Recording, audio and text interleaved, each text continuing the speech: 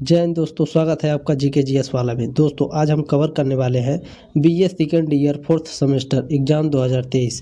Paper का नाम क्या है? Asian and module western political thought. ये फर्स्ट पेपर है।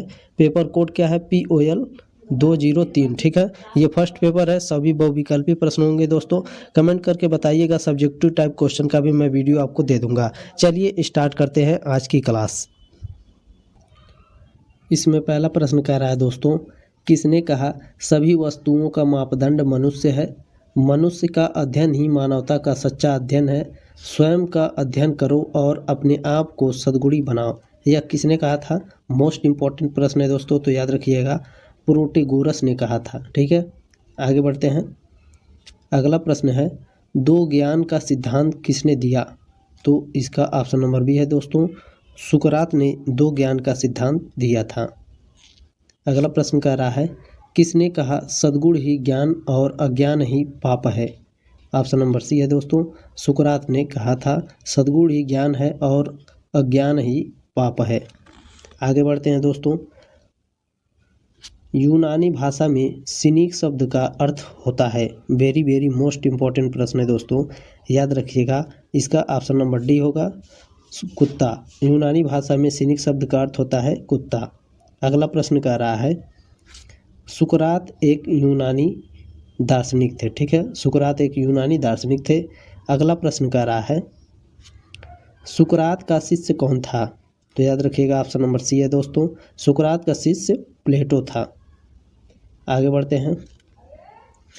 सुकरात का समकालीन था। तो याद रखिएगा दोस्तों, सुकरात का समकालीन ऑप्शन नंबर बी है, एरिस्टोफेन्स था। आगे बढ़ते हैं दोस्तों।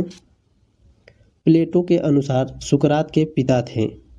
प्लेटो के अनुसार सुकरात के पिता कौन थे दोस्तों? तो याद रखिएगा दोस्तों, ऑप्शन नंबर सी है, सेफ्रोनिस्कस।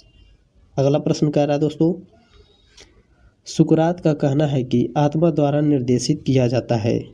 तो याद रखिएगा दोस्तों, इसमें ऑप्शन नंबर डी है, ज्ञान।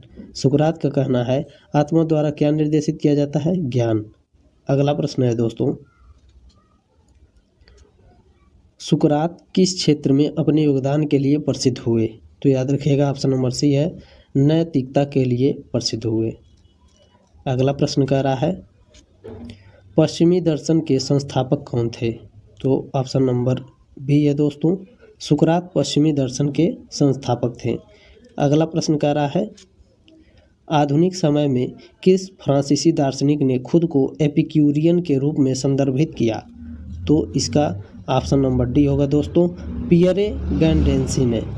क्या कह रहा है, आधुनिक समय में किस फ्रांसीसी दार्शनिक ने खुद को एपिक्यूरियन के रूप में संदर्भित किया? पियरे गैंसेंडी। वेरी मोस्ट इम्पोर्टेंट प्रश्न है दोस्तों, लिख लीजिएगा इसको। अगला प्रश्न कह रहा है, स्टोइसिज्म कब विकसित हुआ? ऑप्शन नंबर ए है इसमें, 400 ईसा पूर्व के आसपास। अगला प्रश्न है दोस्तों, स्टोइसिज्म यानी स्टोइकवाद को विकसित करने का श्रेय जाता है। तो इसका ऑप्शन नंबर सी है दोस्तों, सीरियम के जेनो को। अगला प्रश्न कह रहा है, स्टोइकवाद के अनुसार डिमोनिया नैतिकता से प्रसन्नता को पाने के लिए कितने प्रधान सद्गुण हैं? तो याद रखिएगा, 4। वेरी मोस्ट इम्पॉर्टेंट प्रश्न है दोस्तों। क्या पूछा है, स्टोइकवाद के अनुसार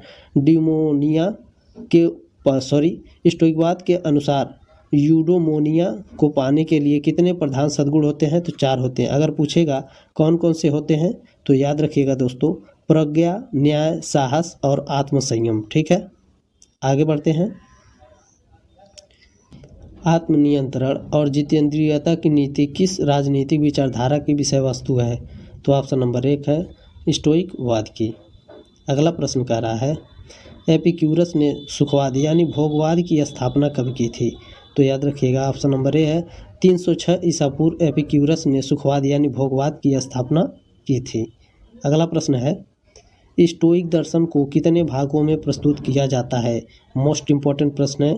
ऑप्शन नंबर ए है दोस्तों, 3 भागों में प्रस्तुत किया जाता है। इसके भाग कौन कौन से हैं दोस्तों? अगर पूछेगा तो याद रखिएगा, तर्क, भौतिक और नीति। ठीक है, आगे बढ़ते हैं। किस विचारधारा के अनुसार चेतना से बाह्य प्रत्ययों की कोई सत्ता नहीं, वे मात्र विचार हैं। तो याद रखिएगा दोस्तों, इसका ऑप्शन नंबर बी होगा स्टोइक वाद की। वीडियो अच्छा लगे तो एक लाइक ज़रूर करिएगा, अपने दोस्तों के साथ ज़रूर शेयर करिएगा दोस्तों। मिलते हैं अगले वीडियो में, तब तक ले जय हिंद, वंदे मातरम।